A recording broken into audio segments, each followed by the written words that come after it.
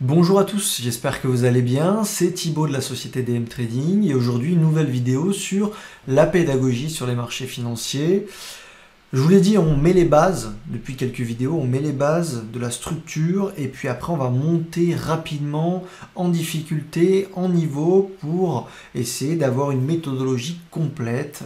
Et donc avant d'aller sur des choses beaucoup plus compliquées, il faut essayer de d'abord apprendre les bases et c'est ce qu'on va voir aujourd'hui, entre autres sur la représentation du prix et les trois chandeliers japonais majeurs.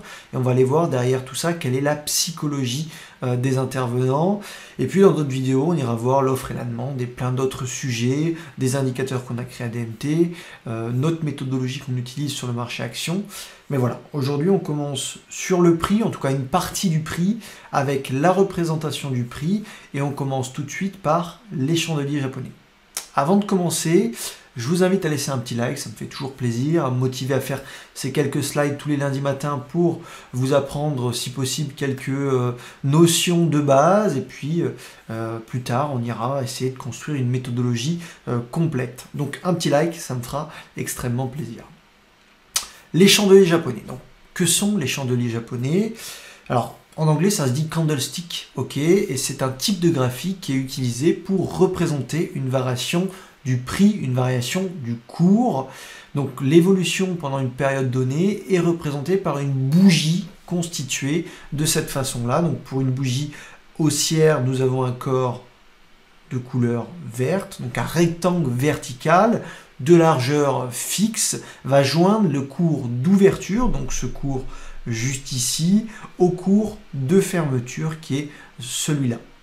Ok, il est coloré en rouge si le cours de clôture est inférieur au cours d'ouverture et en vert dans le cas contraire si on clôture au-delà du niveau d'ouverture.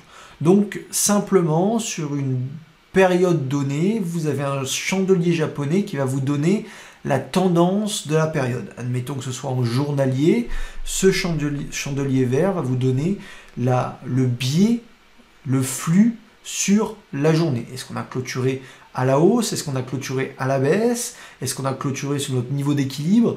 Tout ça sont des informations qui sont données par le chandelier japonais et donc les extrêmes sont représentés par un trait vertical qu'on va appeler les mèches ou les ombres et ça nous permet de matérialiser, si vous voulez, les plus hauts et les plus bas de la période.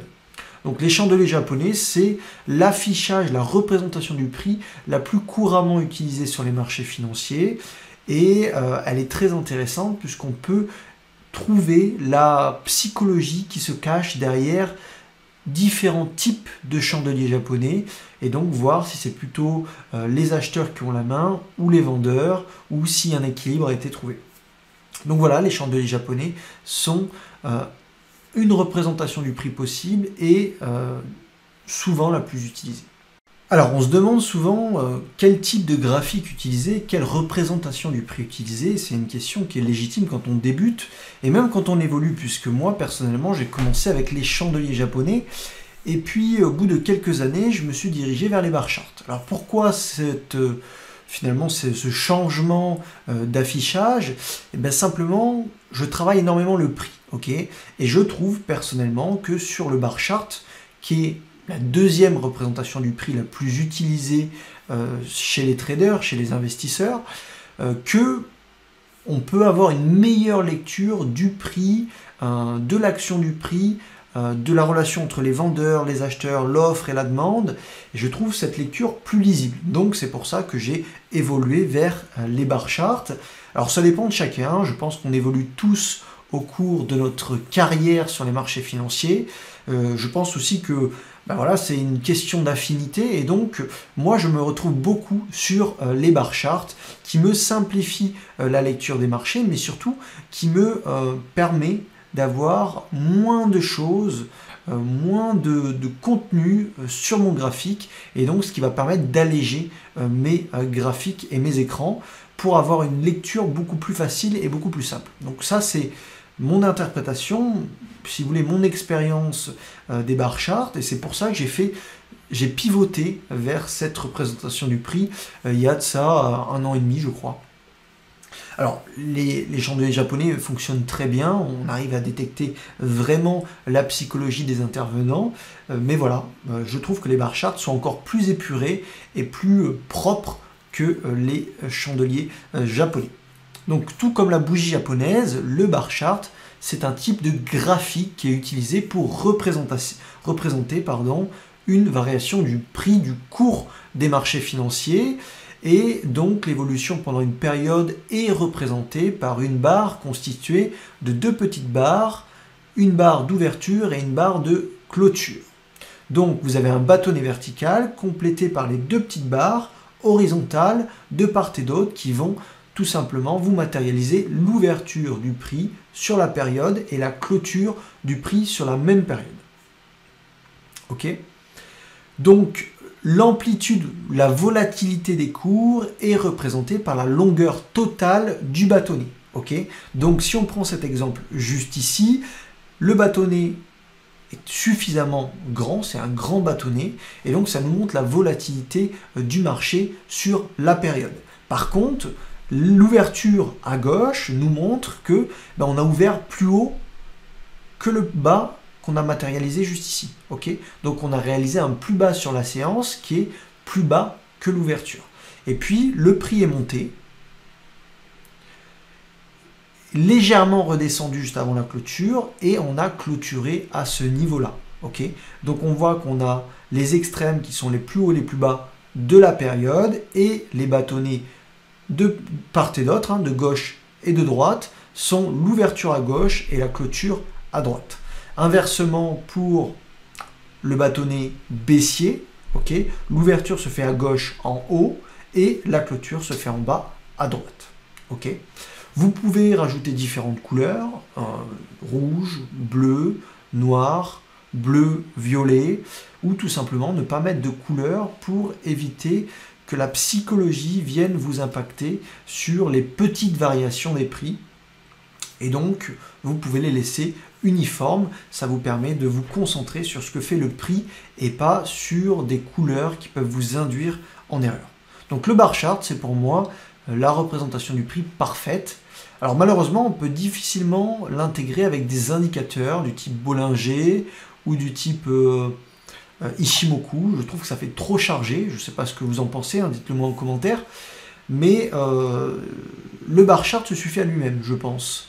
C'est un affichage, une représentation du prix qui peut être affiché seul sur les graphiques, alors que le chandelier, lui, peut être affiché seul ou accompagné d'indicateurs du type Kannon Donkian, les bandes de Bollinger, Ishimoku, etc., etc. On peut, j'ai envie de dire, plus facilement rajouter des éléments sur notre graphique. En tout cas, ça reste mon point de vue. Je ne sais pas ce que vous en pensez, dites-le moi en commentaire. Et voilà, j'aime bien quand c'est épuré et le bar chart représente tout ça. Alors, une autre représentation du prix, la ligne. Alors, c'est quelque chose qui est assez épuré aussi, mais qui nous donne évidemment beaucoup moins d'informations. Ça nous donne, si vous voulez, une variation très simplifiée du cours et on peut voir rapidement quelles sont les tendances dominantes ou si on est dans une neutralité complète sur le marché. Donc je trouve que la ligne est intéressante quand on est en train de contrôler l'état du marché, par exemple sur son portable, dans la voiture, mais pas pour établir un plan de trading ou trader.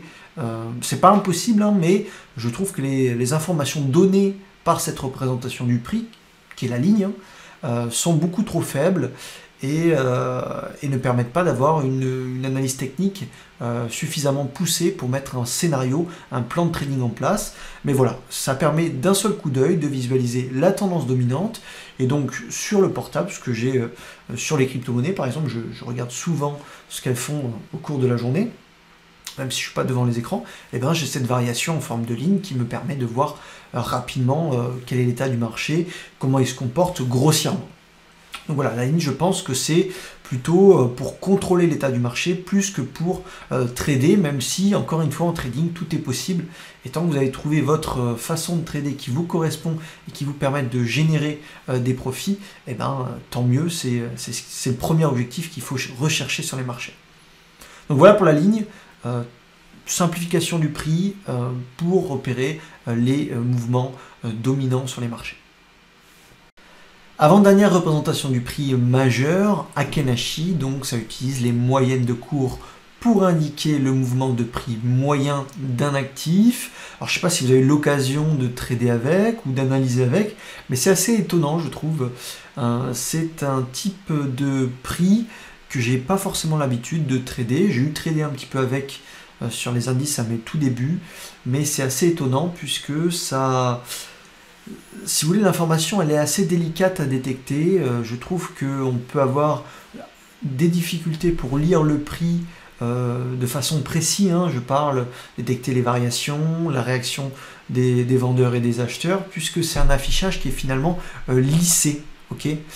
Donc je trouve que l'analyse technique n'est pas aussi précise que sur les bar charts ou les chandeliers japonais. D'ailleurs, c'est fait pour ça, c'est lissé, donc ça permet si vous voulez, masquer le bruit court terme pour surfer sur un mouvement beaucoup plus long.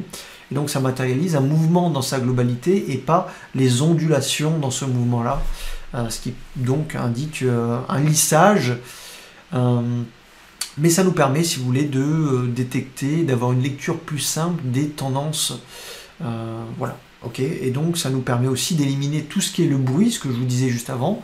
Donc si vous êtes à l'achat, vous êtes moins sujetti au bruit si vous utilisez Akenashi que par exemple si vous utilisez les bar charts ou les chandeliers japonais. Par contre, disons que c'est moins réactif, le temps que ça se retourne, le prix aura déjà fait du chemin. Donc c'est un affichage assez particulier et qui est intéressant quand même pour ceux qui font peut-être du scalping ou ceux qui font du suivi de tendance. De toute façon, il faut s'habituer à cette représentation-là pour pouvoir en tirer profit.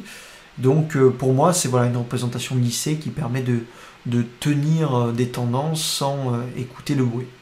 Alors dernière représentation du prix, il y en aurait d'autres, mais bon, on va rester sur les majeurs, c'est le Renko. Le Renko que je n'ai jamais utilisé. Vous allez le voir pourquoi, mais voilà, c'est pas impossible de trader avec le Renko. Encore une fois, trader avec ce qui vous plaît et ce qui fonctionne surtout. Donc c'est un type de graphique qui se construit sous la forme de briques, de taille égale, et qui vont se succéder en fait pour dessiner des tendances haussières ou baissières, et ça va suivre le mouvement d'un instrument financier.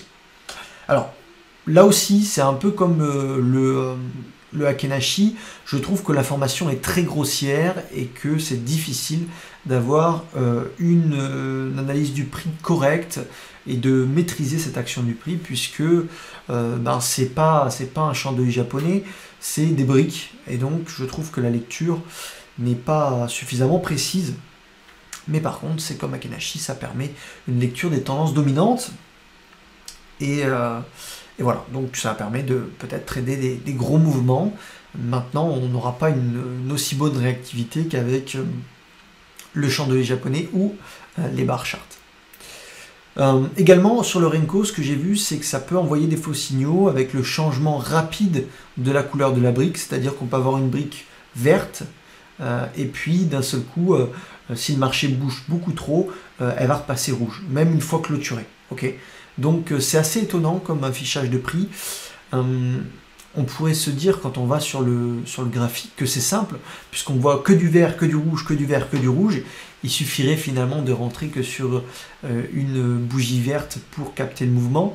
Mais en fait, c'est un affichage du prix qui va changer en fonction de la variation des cours. Et donc, même si c'était vert, ça peut passer rouge une ou deux briques plus tard. Donc, assez étonnant, mais pourquoi pas. Voilà. C'est une des possibilités que vous avez pour afficher votre prix sur les marchés financiers. Dans tous les cas, moi, ce que je pense, c'est qu'il faut tout essayer rapidement. Si vous débutez, vous mettez tous les graphiques les uns à côté des autres, ou vous essayez l'un après l'autre et vous dites, voilà, est-ce que ces graphiques-là, ce type de représentation a un avantage? Quels sont ses avantages, ses défauts? Et vous faites ça sur tous les affichages de prix. Mais voilà, ne cherchez pas un affichage magique, ça n'existe pas. Finalement, tout est dans le prix, mais le prix le plus détaillé reste les bar charts et les chandeliers japonais. Allons-y avec la deuxième partie, les chandeliers japonais. On va voir les trois majeurs. Donc ça reste des éléments de base, mais qu'il faut connaître pour espérer aller plus loin dans votre trading. Et puis une piqûre de rappel, ça fait toujours du bien, je pense. Donc on commence par le doji. Le doji, c'est quoi? C'est le seul chandelier japonais qui ne possède pas de corps. Le niveau d'ouverture et de clôture sont au même niveau ou très proches l'un de l'autre. Voilà. Les niveaux doivent être très proches l'un de l'autre ou superposés. Donc l'apparition sur votre graphique de ce type de chandelier japonais qui est le doji, montre une indécision de la part du marché. Et donc on ne sait pas si on va plutôt accélérer à la hausse ou plutôt accélérer à la baisse ou être neutre. Donc c'est une indécision quant à la direction du marché. Vous avez votre niveau d'ouverture qui est juste ici, Les vendeurs ont la main en début de période et puis à un moment donné, les acheteurs reviennent à l'attaque et vont reprendre le contrôle du marché et donc vont faire progresser l'actif puisque la demande en acheteurs sera beaucoup plus importante que les vendeurs. Donc les acheteurs ont la main et on repasse au-delà du niveau d'ouverture, puis on évolue à la hausse et enfin les acheteurs s'essoufflent et les vendeurs reprennent légèrement la main, ce qui va provoquer une descente, si vous voulez, une régression du prix, et donc on va clôturer sur le même niveau que l'ouverture. Ce qui va nous donner une bougie, un chandelier japonais qui est le doji, donc avec des mèches hautes et des mèches basses, et un tout petit corps, voire pas du tout de corps. Donc une figure d'indécision. On va parler du Marubozu. Le Marubozu, c'est un chandelier japonais qui est très important et c'est l'un des plus grands si vous voulez et il ne possède pas de mèche. On ouvre sur le niveau d'ouverture et direct les acheteurs, si on a l'achat, vont acheter et donc il n'y aura pas de mèche basse sous le niveau d'ouverture, on va directement évoluer au-delà du niveau d'ouverture et vous allez voir que sur le Marubozu, les acheteurs vont avoir la main tout au long de la période. Vous avez ici un niveau d'ouverture, les acheteurs ont directement la main sur le marché. Voilà, il y a une grosse envie des acheteurs sur l'actif à cet instant. Et donc, on va avoir beaucoup de demandes, le prix va accélérer sans faire de niveau inférieur au niveau d'ouverture. Et puis, ils vont tenir cette cadence pendant toute la séance. Jusqu'à clôturer où? En extrême. C'est-à-dire qu'on n'a ni de mèche sous l'ouverture, ni de mèche au-delà du niveau de clôture. On clôture au dernier plus haut. Ça nous montre quoi? Ça nous montre simplement que les acheteurs ont eu le contrôle sur la session pendant, voilà, si c'est une session d'une heure, les acheteurs ont eu le contrôle sur toute la session d'une heure. Et ça a clôturé au maximum.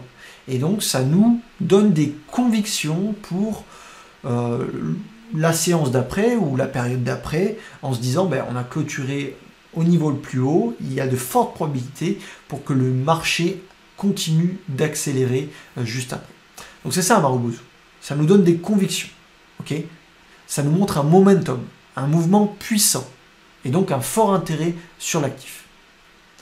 Il y a des fortes probabilités que ça se poursuive après un Marubozu.